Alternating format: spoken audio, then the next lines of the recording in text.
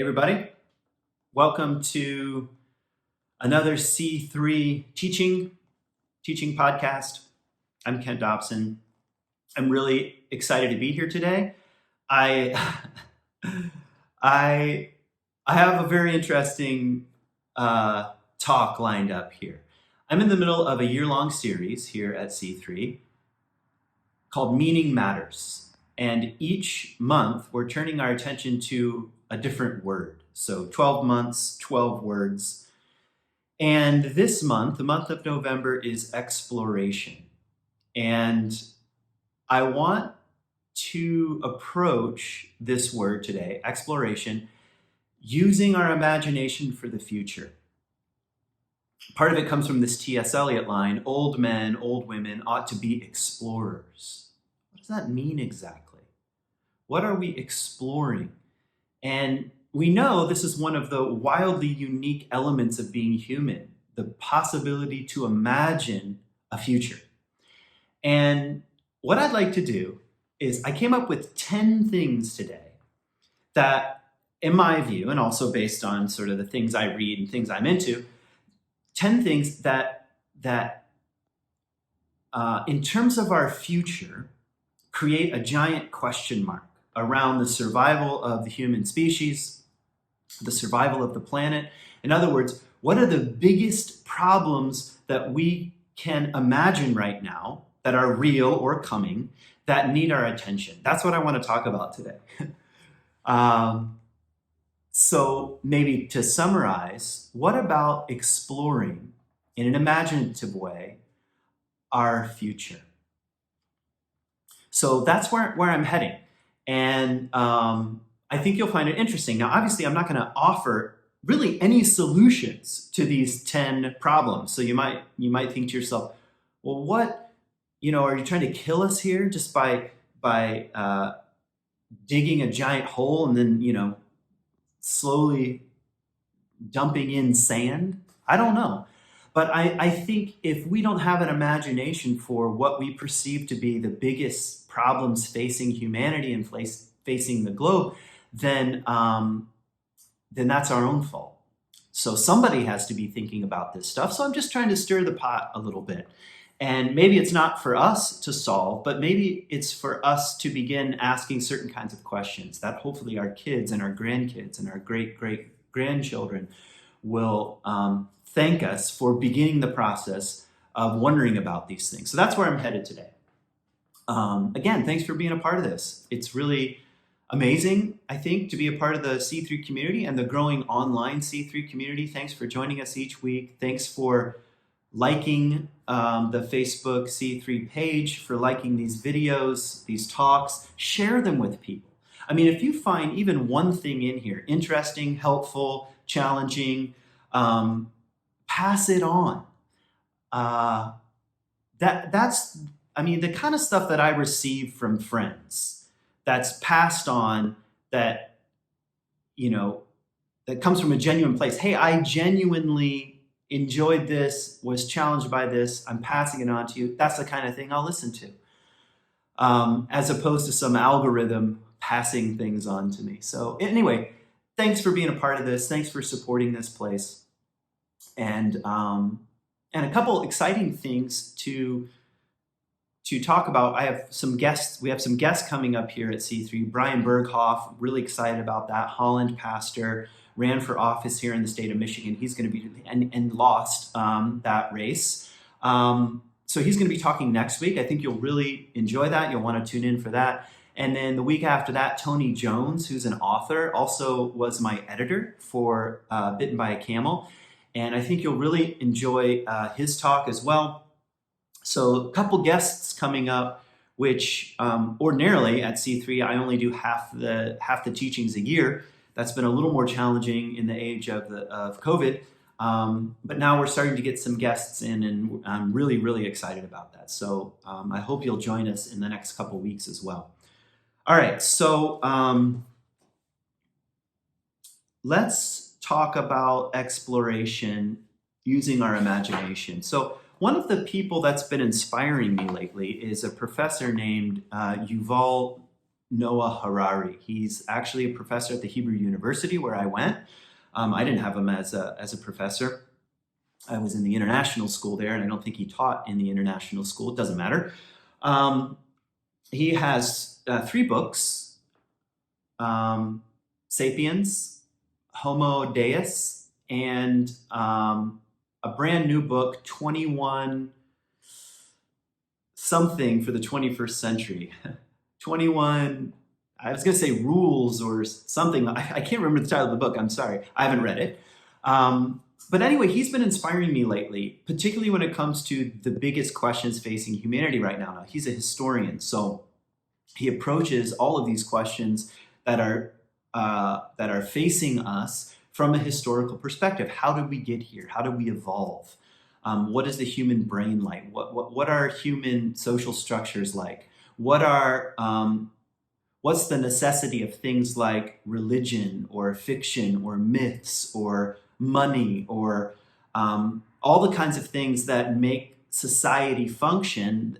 He's coming at it from the perspective of a historian, but also bringing in all kinds of other disciplines along the way. I just thought I'd mention him in case you're wondering, where am I getting a lot of this stuff? Some of it comes from him, especially some things I want to say about AI, artificial intelligence, here in a few minutes.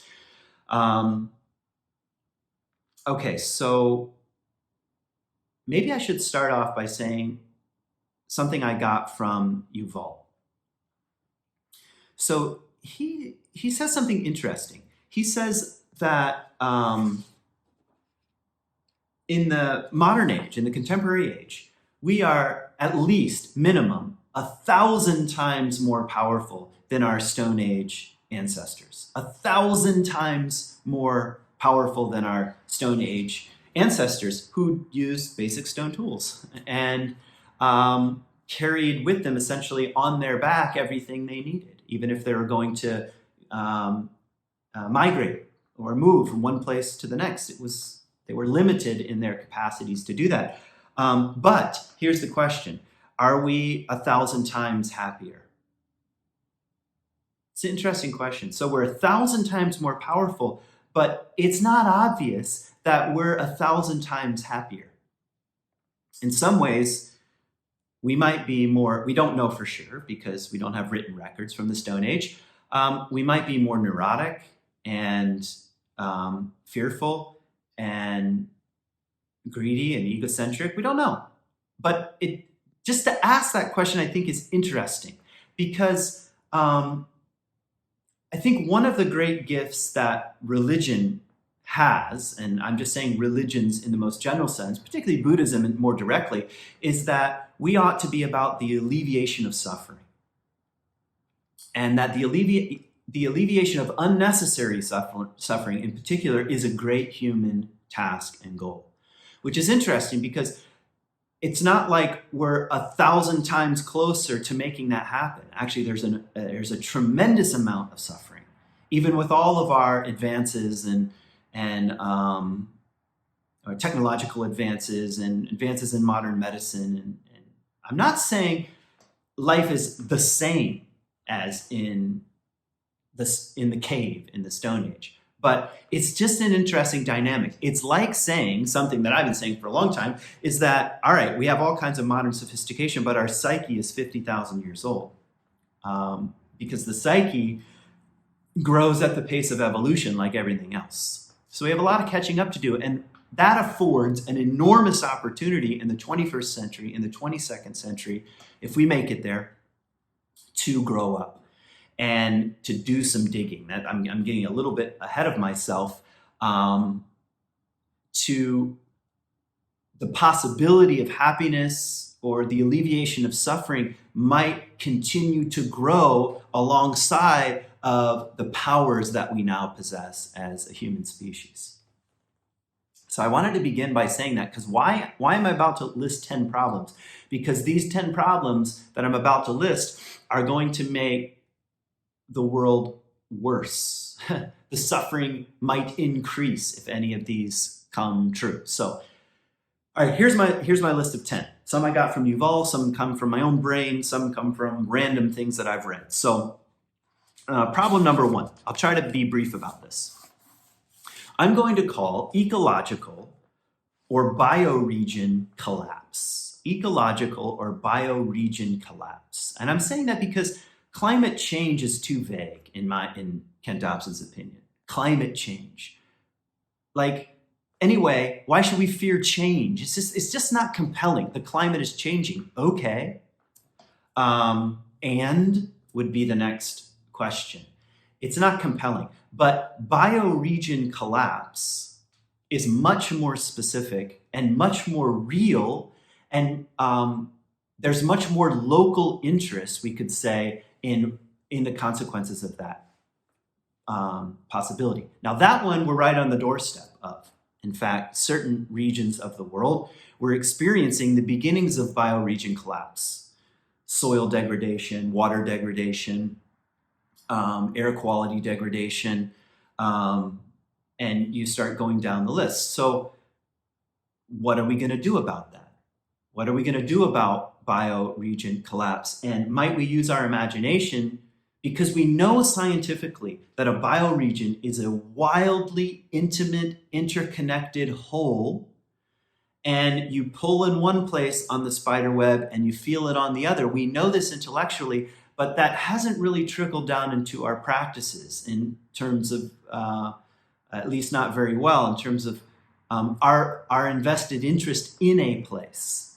So, bioregion collapse. Okay, number two, imaginative problems here. Nuclear weapons. Now, when I was growing up in the 1980s, we were so afraid of nuclear weapons that we had these drills. Maybe some of you will remember them if you're more my age, which it kind of makes me laugh now, but we would get under our tables, under our little desks, and cover the back of our neck, and sometimes go out into the hallway, but usually under our desks, to practice for nuclear fallout, which always struck me as a bit of a strange way of protecting oneself in the middle of a nuclear war. So why are nuclear weapons still so dangerous? Well, because now we have enough nuclear weapons to blow up the planet multiple times, to wipe out every single human being on the planet and much of the life systems. Right now, sitting in our arsenals, inside silos and under mountains and in submarines and who knows where else, or in space. So the threat is real. And back to what I was saying about it before. All right, we are 1,000, we might even exaggerate, we are 100 times, 100,000 times more powerful, or 1,000,000 times more powerful in this sense than our Stone Age ancestors. I mean, what could you do with a flint knife? Well, you could cause a lot of damage, with some tribal neighbor you didn't like, or you could take down an animal, perhaps, but blow up the planet? You don't even know what the planet is. So although we're that much more powerful, it's not obvious that we've grown up psychologically very well to be able to handle this kind of power. That's what I'm saying. That's why I'm saying it poses an existential and real and concrete threat to the future. So how are we going to deal with it? I'm getting ahead of myself. I was about to say something else about nuclear waste. I'll hold off on that for a second. So here's an analogy. When books like the Bible were being written, when Greek myths were being written down, people imagine the gods as having a kind of power over nature. Zeus, Yahweh. Yahweh could cause a worldwide flood.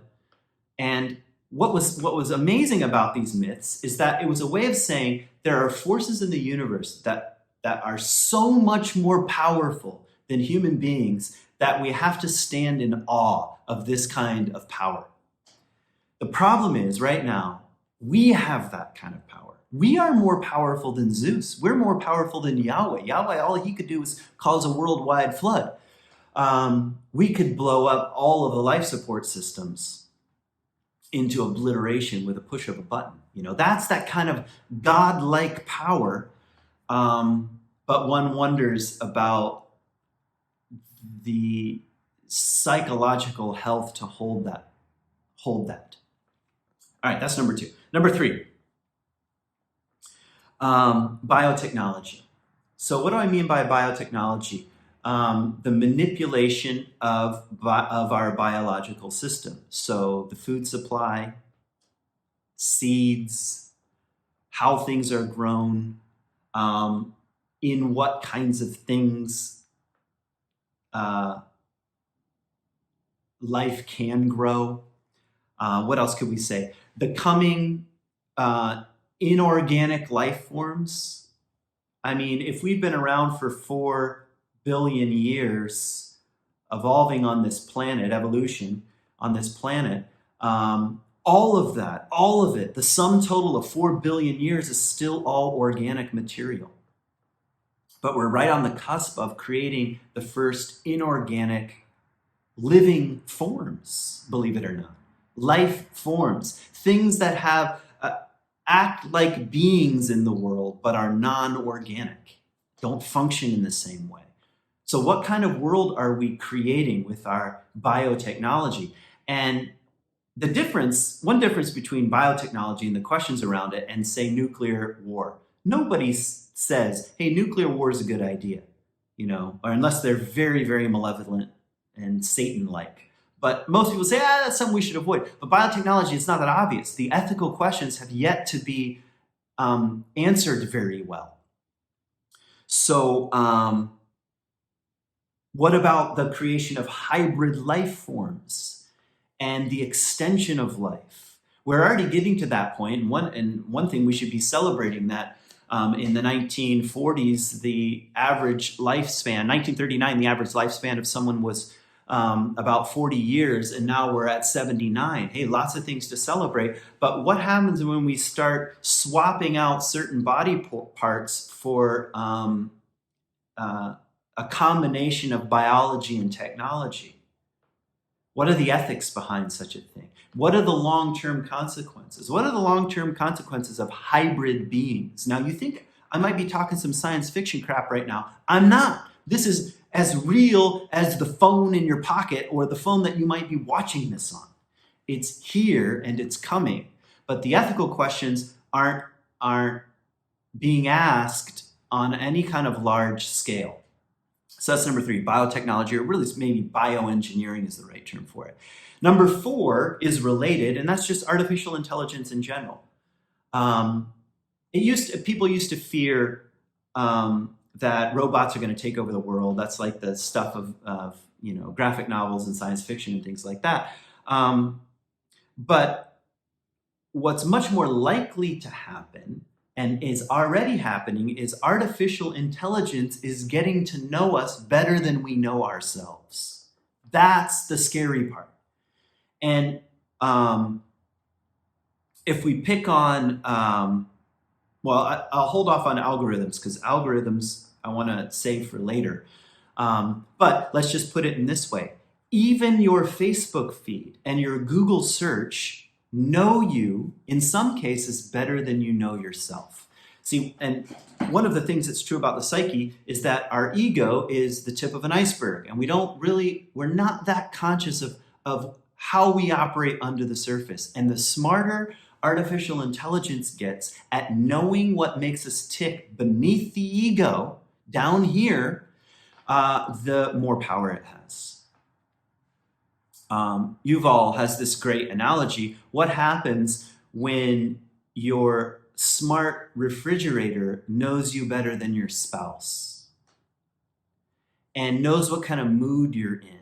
And we're already at the place where even your watch can tell you blood pressure, your VO2 max, and you just wait till these technologies become much more advanced and can read all of your major systems, plus the chemicals that are flowing through your blood and in your brain. Wait till it has all that information, and your smart refrigerator will suggest something to you that your spouse has no idea about, will meet your needs in a way that a fellow human being can't.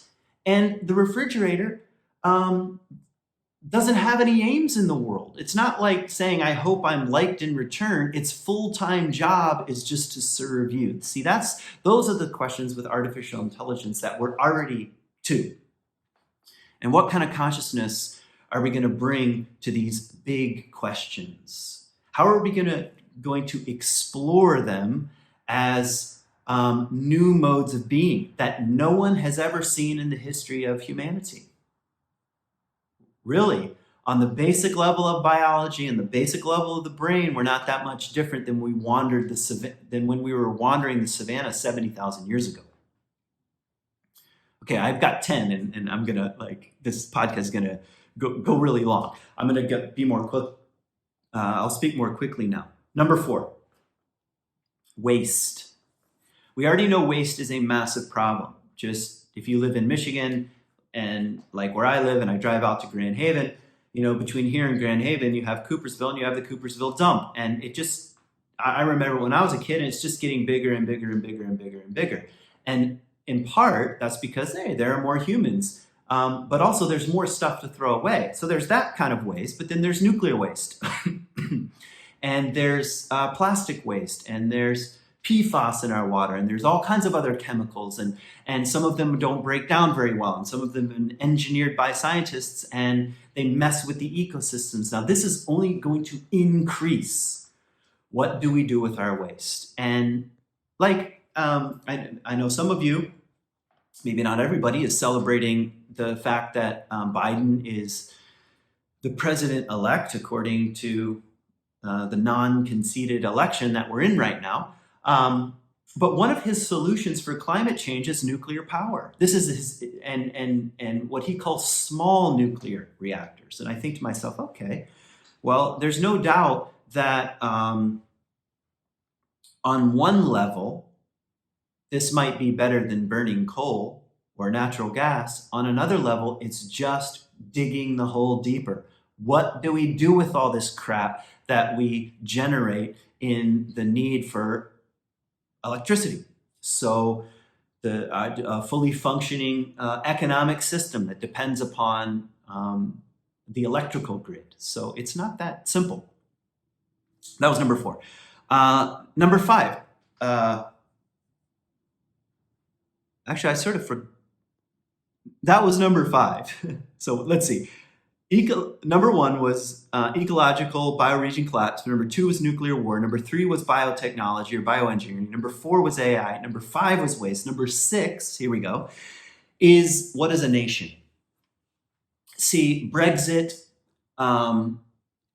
what's going on in Paris, what's going on in the United States with the border.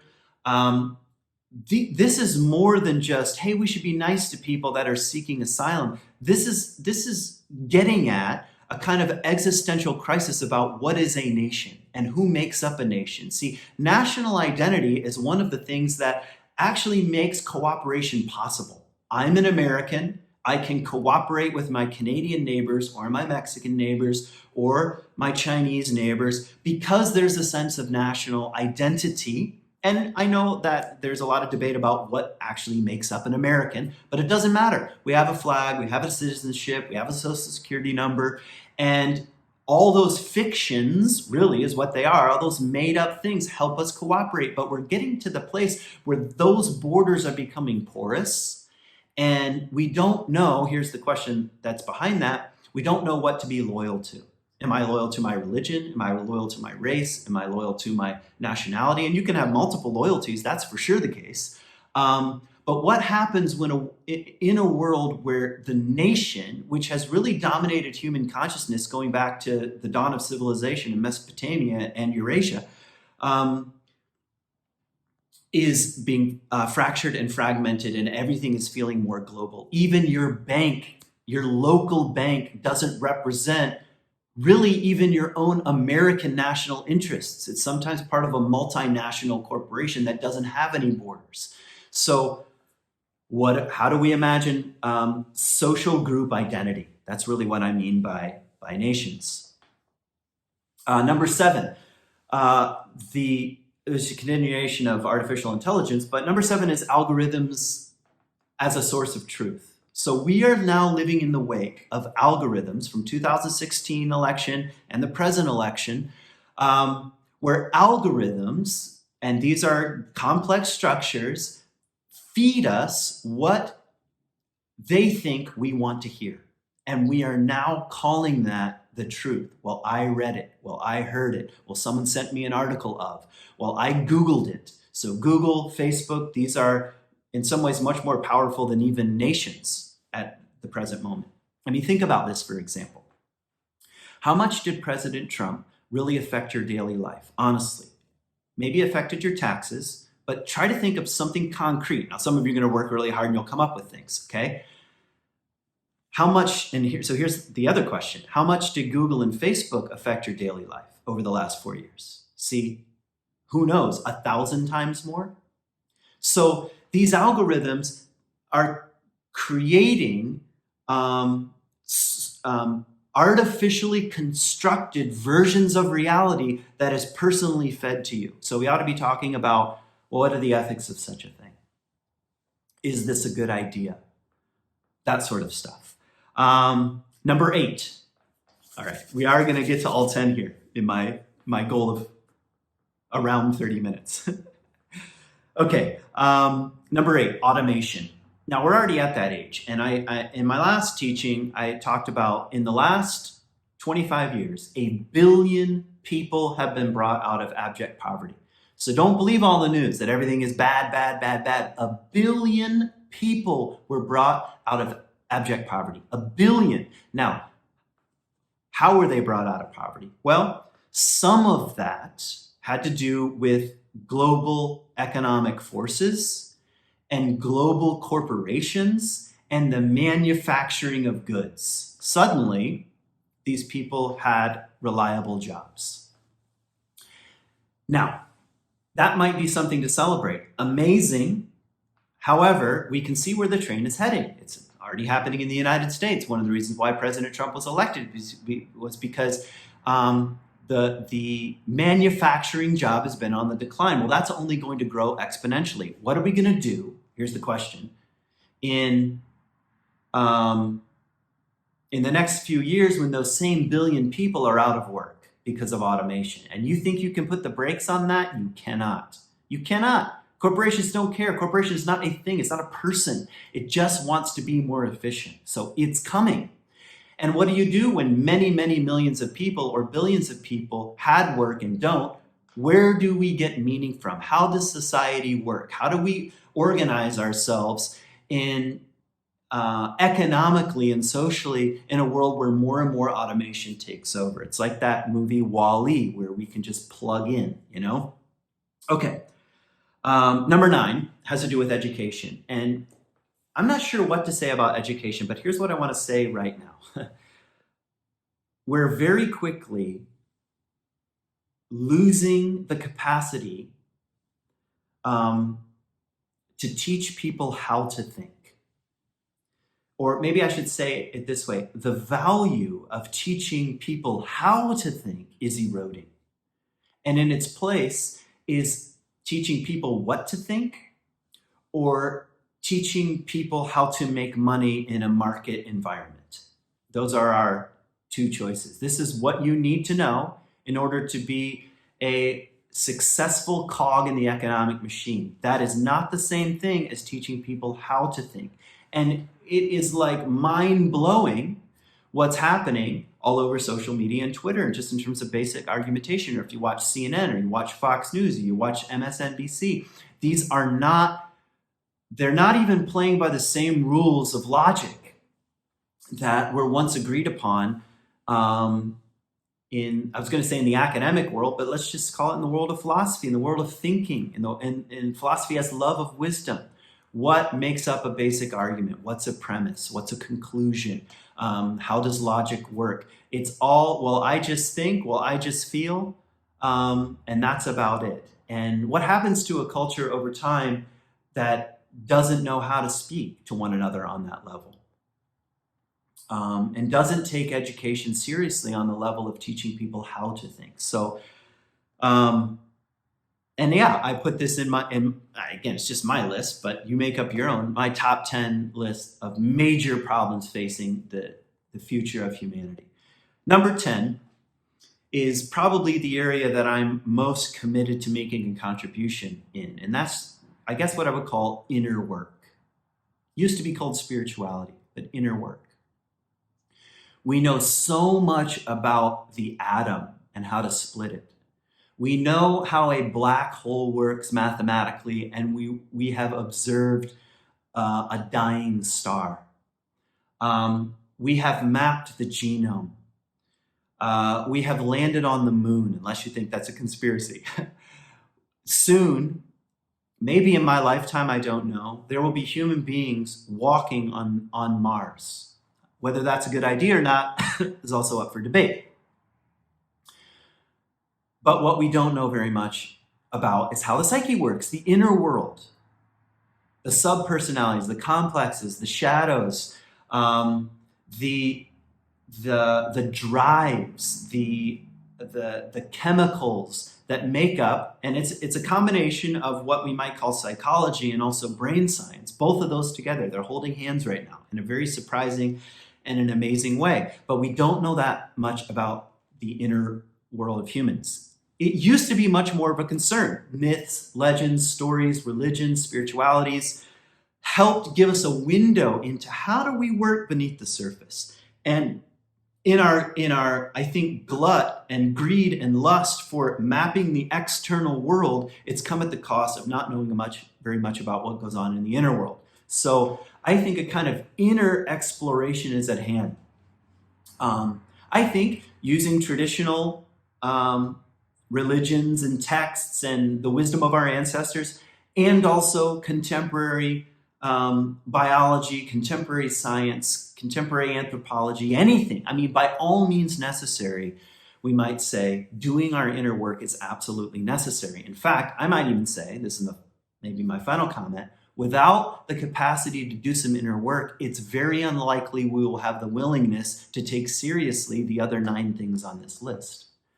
There'll be a kind of naivety. We'll stick our heads in the sand and want to ignore it, unless we really examine, I think, some of the darker regions of the human heart, to put it poetically. So, okay, that was my list of 10, and see if there's anything else I want to end with. I don't think so. Yeah, let me know your thoughts, comments, questions. Put them in the comments. I hope this generates some interesting and stimulating conversation in your own life. Join us for Talk Back, which you have to be a part of the C3 mailing list, and you can do that through our website, c3westmichigan.org, and you get a weekly newsletter. In that weekly newsletter is a Zoom link, and directly following this teaching on Sunday mornings at 11 o'clock, a small group of us gathers, and we talk about all this stuff. We call it Talk Back. Join us. All you need is just a little bit of internet access and Zoom, and you're good to go. So thank you again for supporting this place, for making this happen. I look forward to seeing you soon. Peace.